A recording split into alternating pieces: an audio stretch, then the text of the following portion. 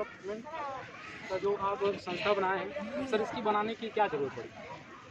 जी sir, संगठन बनाने की आवश्यकता इसलिए पड़ी कि अभी हमारे देश में जितनी भी संगठन पार्टियां काम कर रही हैं, सबका उद्देश्य तो सामाजिक कल्याण है। सभी लोगों ने सामाजिक आज़ादी पर ध्यान दिया, लेकिन अभी तक जहां तक मैं देख पाया कि आज़ादी के लिए, जिस आज़ादी के लिए हम लोग लड़ रहे हैं, उस अभी तक हमें पता नहीं है। हर कोई चिल्ला रहा है कि हमें आज़ादी चाहिए, लेकिन किसी को पता नहीं हमें आज़ादी किस चीज़ की चाहिए। तो जहाँ तक मैं समझ पाया, हमारा देश तो आज़ाद तब हो गया जब बाबा साहब ने संरचना किया। बाबा साहब ने संविधान की जब संरचना की, हमारा देश तभी आज़ाद हो गया।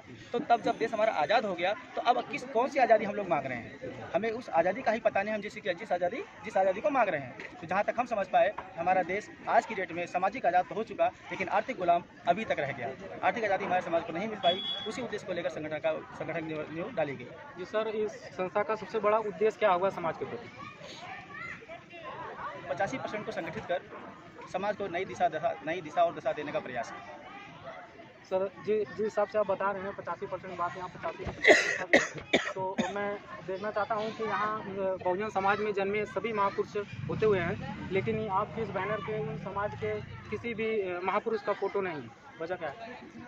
इसकी वजह यह है कि अभी तक हमारे देश में जितने भी संगठन, जितनी भी पार्टी आई हैं, सभी लोगों ने अपने अपने समाज के महापुरुषों का फोटो लगा कर संगठन पार्टियां बनाई, तो जरूर बनाया, और सबने नारा दिया कि 85% को एक करना है। लेकिन अभी तक जहां तक मैं समझ पाया, जितने भी संगठन, जितनी पार्टियां हमारे देश में आई हैं, सभी संगठन, सभी पार्टियां जातिवादी संगठन बन के रह गए। इसका कारण आप सीधी बात हम समझ सकते हैं कि जितने भी संगठन, अभी कहीं भी बाबा साहब का फोटो या जय भीम का नारा दिखता है, तो सीधा समझ में आ जाता है ये एससीओ की पार्टी है, एससीओ का संगठन है। जैसे ही जय श्री राम का नारा रखता है, वैसे लोग समझ जाते हैं कि ये मतलब एक तरह से बैकवर्ड के लोगों का संगठन और पार्टी है। और जैसे ही कहीं ना कहीं अगर सलाम वालेकुम वालेकुम का नारा लगा, तो मुस्लिम पार्टी यानी धर्म ही चेंज हो जाता है। यहाँ पे किसी भी महापुरुष का प्रतिमा इसलिए लगाई गई क्योंकि हम महापुरुष के प्रतिमा पर नहीं, उनके बताए उद्देश्यों पर काम करने का प्रयास कर रहे हैं। क्या आप 85% की बात कर रहे हैं कि अगर एससी समाज के तमाम मुस्लिम समाज, ओबीसी समाज में जन्मे महापुरुषों का फोटो यहाँ रहेगा, तो क्या एससी होने की वजह से और तमाम अन्य ओबीसी वर्गों क्या कोई दिक्कत है क्या? बिल्कुल, जहाँ तक मैं समझ पाया, अभी तक दिक्कत लोगों को हुई है। अगर दिक्कत ना होती तो 85% एकजुट होना चाहिए था, क्योंकि कहीं ना कहीं नारा ही एक ऐसी चीज़ है कि जहाँ से हम लोगों को विघटित करके रखा अभी तक।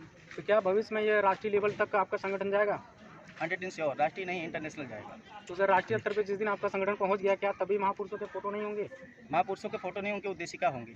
फोटो की क्या जरूरत है? तो ठीक है, जिस तरह से आपने बताया बहुत अच्छा लगा। और जो संगठन हम बनाए हैं, तो क्या संगठन के बाद कोई पार्टी का आपका विचार है क्या संगठन में? कभी नहीं।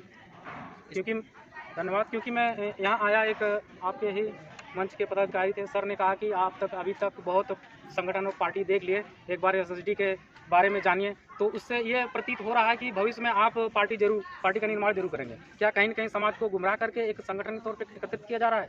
बिल्कुल नहीं, समाज को गुमराह करने का बिल्कुल काम नहीं किया जा रहा है, बल्कि यहाँ पे संगठन का उद्देश्य रहा कि हम कोई भी ऐसी बात नहीं बोल रहे हैं कि जहाँ मान लीजिए, हमने मान लीजिए शब्द का इस्तेमाल नहीं किया है। हमने बोला पहले जान लीजिए फिर मान लीजिए, यानी कि आप कह सकते हैं कि हमने भले ही उनकी प्रतिमा नहीं लगाई, लेकिन विचारधारा उन्हीं की चल रही है। अब दीपो भव का।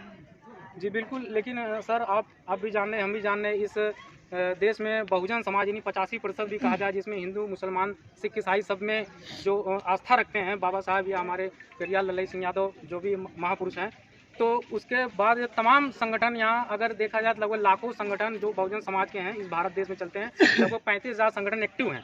तो क्या उन 35,000 संगठन से ये समाज उम्मीद नहीं कर पाया, वो देश के प्रति समाज का शोषित जो है वर्ग जो विश्वास नहीं कर पाया, तो फिर आप पे कैसे करें? इसके पीछे का कारण यह है कि अभी तक हमारे देश में जितने संगठन, जितनी पार्टियां काम करती हैं, सभी लोगों ने विचारों पर काम किया, यानी कि विधि पर काम किया। विधि व्यवस्था पर किसी ने काम नहीं किया, मात्र विचारों पर काम किया। जहां तक मैं समझ पाया कि अगर विधि व्यवस्था होती तो आज स्थिति हमारी ऐसी ना होती जैसी आज की डेट में है। जी ठीक है, तो हमारे इस संगठन के अंदर एक विधि व्यवस्था को क्रिएट किया गया है। यहाँ की मैं दूसरी बात में समझना चाहूँ, हमारे देश में जो संगठन पार्टियां हैं, सभी लोगों ने अंक गणित पर काम किया, लेकिन रेखा गणित पर किसी ने काम आज तक नहीं किया। आज तक किसी को पता ही नहीं कि रेखा गणित होती भी क्या चीज़ है। तो हमारा संगठन रेखा गणित, अंक गणित दोनों पे काम कर रहा है। इसलिए मुझे पूरी उम्मीद है हमारा जो संगठन है, हमारे संगठन जुड़ने वाले लोग बखूबी इससे जुड़ने के और तहे दिल से काम करने का प्रयास करें। सर लास्ट में 2 क्वेश्चन।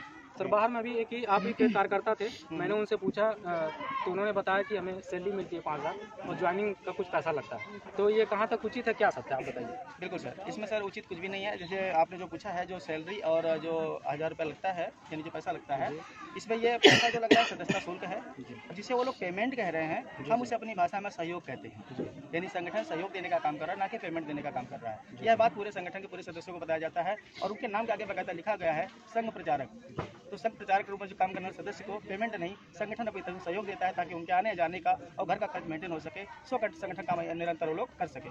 सर लास्ट सवाल, सर क्या संगठन पूर्ण रूप से फैलने के बाद देश में क्या आप भी किसी पार्टी का जो है झंडा थाम लेंगे या उसको समर्थन दे देंगे? नहीं, क्योंकि हमने डंडा झंडा ना शुरू से थामा है, ना हमारा विचार रहा। अभी तक देश में जितने पार्टी जितने संगठन सब डंडे झंडे पे काम किए। बस हमारा एक संगठन ऐसा है जो कलम और कापी काम करने जा रहा है। यानी कि पहला अगर किसी ने कलम और कापी पर काम किया तो बाबा साहब ने, दूसरा हमारा संगठन काम करने जा रहा है। इसलिए डंडा झंडा की आवश्यकता हमें नहीं है। तो बहुत बहुत धन्यवाद राष्ट्रीय अध्यक्ष जी।